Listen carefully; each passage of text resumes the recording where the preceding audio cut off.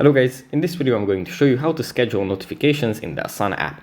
But before that, don't forget to subscribe and leave a comment down below, because at 10,000 subscribers I'm going to show you my whole YouTube revenue statistics and growth strategy. So without further ado, let's just jump right into it. First we have to open up the Asana app.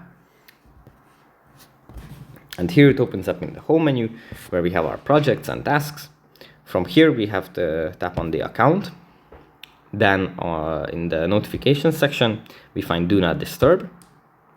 And here at the bottom we find the schedule. If you tap on this, we can schedule the Do Not Disturb function and set the starting hour and then ending hour for it.